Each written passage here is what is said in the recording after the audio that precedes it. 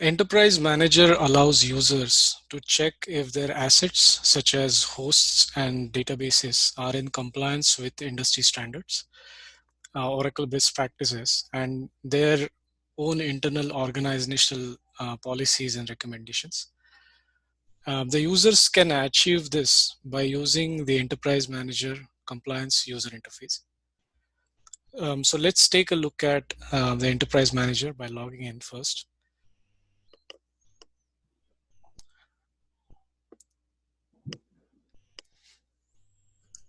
The primary focus of this session is to demonstrate how a database administrator can use Enterprise Manager to check the compliance of database targets against Center for Internet Security, also called as CIS Industry Standard. The starting point of this exercise is the library view in the compliance menu. The library view can be pulled up from here. The library view is organized into various compliance artifacts which follow a hierarchical structure. There are compliance frameworks, compliance standards, and compliance rules, which are of relevance for this session. The compliance rule is the single unit of compliance check to be performed against the desired target. The compliance standard is a collection of one or more rules, and the compliance framework is a collection of one or more standards. So to begin our demonstration today, we'll take a look at the CIS framework. So the compliance CIS framework contains it's a collection of standards. The compliance CIS framework contains two standards, one for the cluster database and the other for the single instance database. The point to be noted here is that compliance standards and compliance rules are specific to target types, and they map to one and only one target type. So we'll take a look at the compliance standard for single instance database. So you can go back, you can take a look at the standard from this page by clicking on the compliance standard, which brings up this view. Or the user can also go to the library view and pick up the compliance standard. So as you can see, there are two compliance standards, one for the cluster database target and the other for a single instance database. We'll take a look at the standard for single instance database. The compliance standard has more than 100 rules as prescribed by CIS. The rules are organized into rule folders, and the rule folders correspond to the high-level categories defined by CIS benchmark. So if you look at the individual rule folders, you'll see the rules which are part of those categories. In some cases, there are subcategories under those rule folders. As you expand, you can see all those rules. So the broad level categories are Oracle database installation and patching requirements, which includes some basic rules related to default passwords and so on. And then there are Oracle parameter settings in which there are rules around the database initialization parameters. Then there are some connection and login restrictions related rules. Then in the next category, there are Oracle user access and authorization restrictions. Under that category, there are further subcategories, specifically talking about default public privileges for packages and object types, and excessive system privileges role privileges, and so on. And finally, there is a category for audit policies and procedures.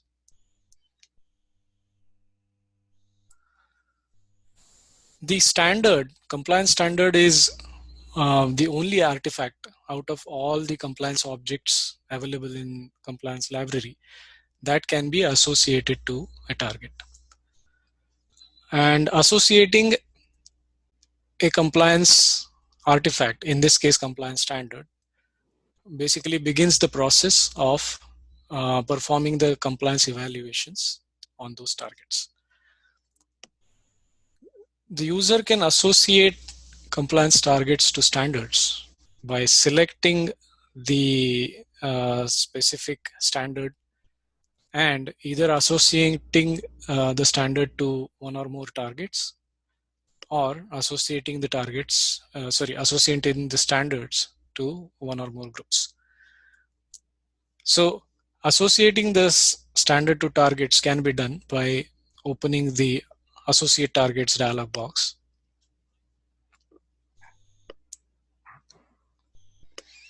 Here, one or more targets matching the target type for which the standard has been created are displayed for selection, and the user can select one or more targets.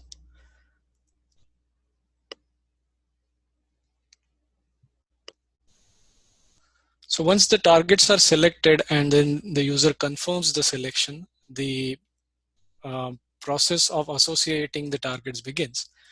And once the targets are successfully associated, the compliance checks begin.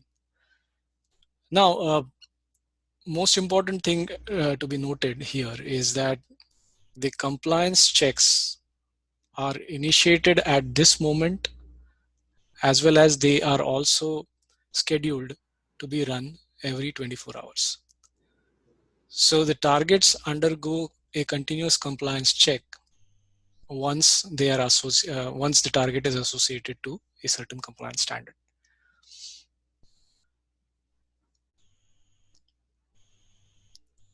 The checks are performed on an ongoing basis by the enterprise manager agents, and the enterprise manager agents send the configuration data based on which the rules are evaluated for success and failure.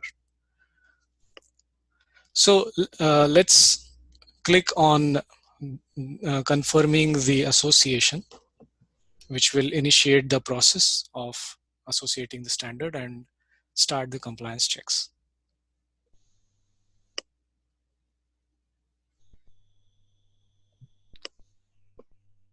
Okay, so the dialog box confirms that the compliance standards were submitted to target for processing. So let's take a look at the results page. The results page for compliance can be accessed from the same menu.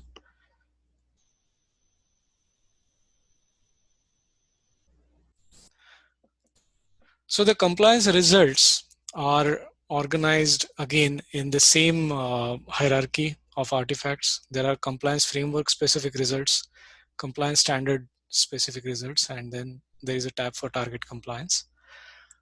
The grid view shows the high level aggregated results at the standard level.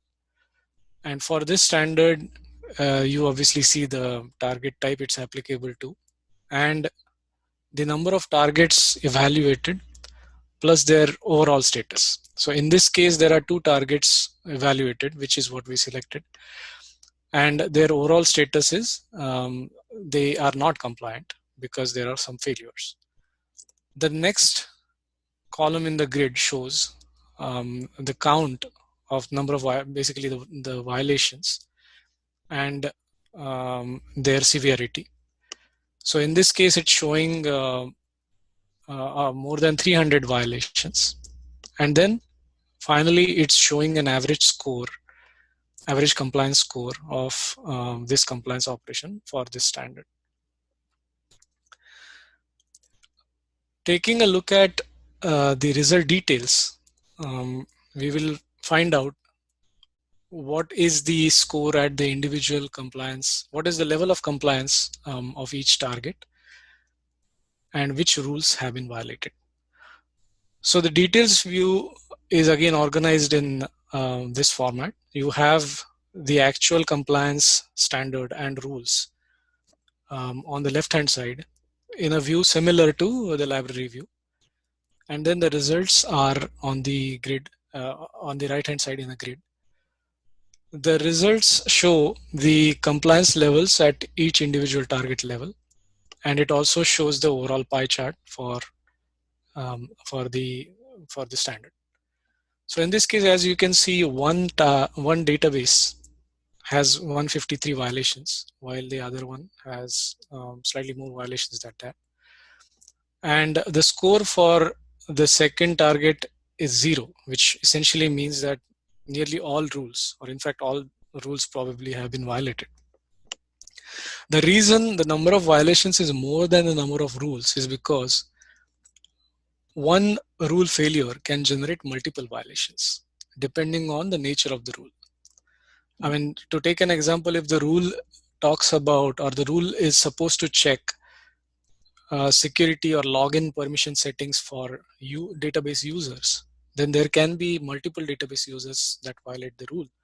Hence, the number of violations are more than the total number of rules.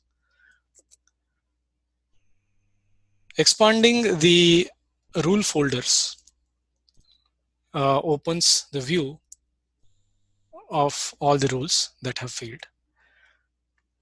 And you can select a specific rule and look at the violation details for that rule. For instance, in this case, the rule has failed for both the targets, but the number of violations are different. And clicking on the violation count pulls up the violation details. So in this case, the rule is ensure failed login attempts is less than or equal to 5. But as you can see, the setting is not less than or equal to 5. In fact, the setting is default, the default setting with which every database is configured. And that's why it's a violation. And the database is essentially insecure. Now, you can also take a look at a full list of violations if you select the standard and click on the count. In this case, it will open up the same tabular view, and it will list all the rules and the corresponding violations. Clicking on the violation count will again pull up the violation details, such as this.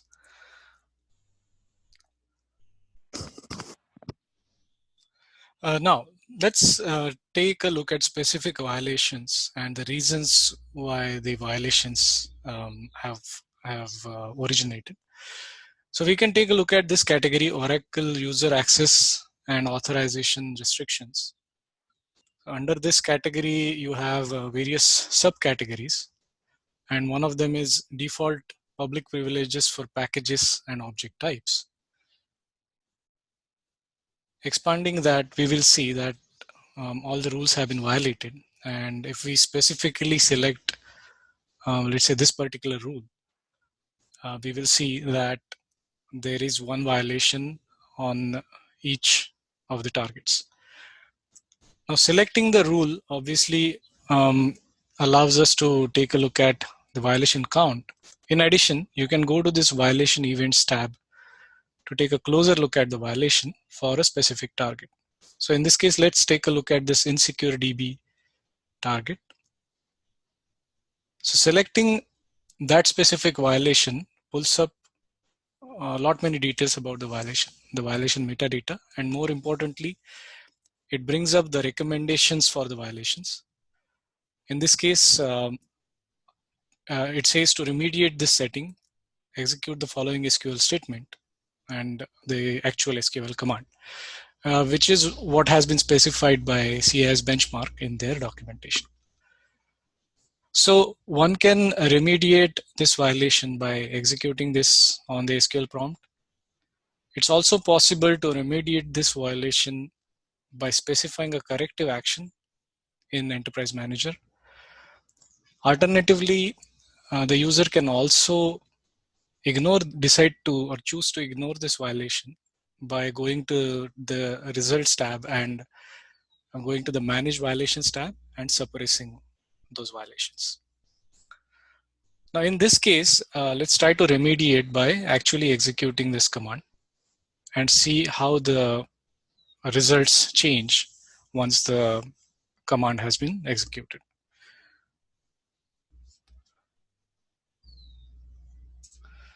So these are the commands that we will execute, and we will try to remediate 3 rules which have been violated. So as you can see, there was a violation for UTL file, there was a violation for UTL IN ADDR, and also for UTL TCP. So we basically performed the remediation action for all 3 rules.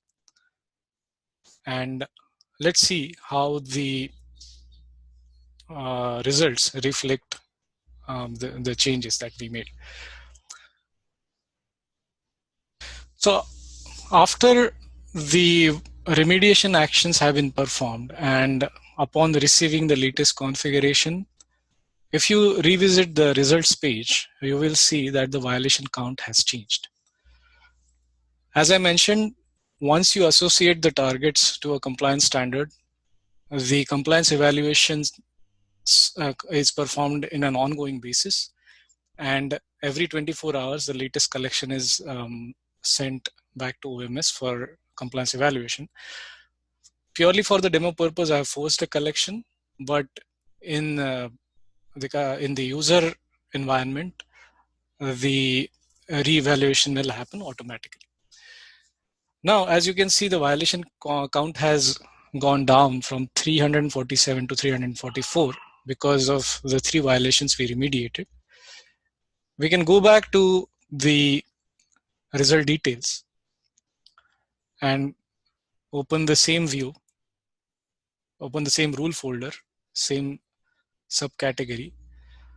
And if we select the same rule that showed the violation, it still shows a violation at the top level, but right now the violation for that particular target has been remediated.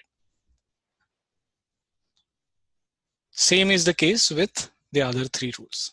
The violation count for that particular target shows as 0. And for the other rules where the violation was not remediated, the violation count is still 1 for that particular target. So this is how the results show up after reevaluation. From this view, the user has an option to directly go to the target dashboard page to take a closer look at the target from a holistic point of view. And within the target dashboard, there is also a section for compliance. So there is this dashlet for compliance, which displays compliance specific information for the selected target. So as you can see, it shows one incident which says the compliance score is 41%, which is below the critical threshold. And it also shows that there is one compliance standard associated to this target, and the score for that standard is 41%. If you select that particular standard in this view, it will bring back the results view, but this time the result view is specific to only to that target. And then you can see the violation count and the score only specific to that target. Also, the pie chart reflects everything specific to that target. Now, if you pull up the same rule folder, then you will see that a number of rules do not show a violation because this target does not have any violation for many of those rules. And you can basically pull up the same subfolder that we were looking at, and then you will see that a number of rules do not show the violation, whereas the others still show a violation. So as you can see, the compliance score is a good indication of the level of compliance of this target against an industry standard, in this case, the CIS benchmark, which basically is indicating that the database is insecurely configured. And by following the exact procedure that we followed, basically to remediate all these violations, the target can be completely made secure or completely brought in compliance by remediating all violations one by one, just the way we showed in the demo. So this brings us to the end of today's demonstration of compliance feature in Enterprise Manager.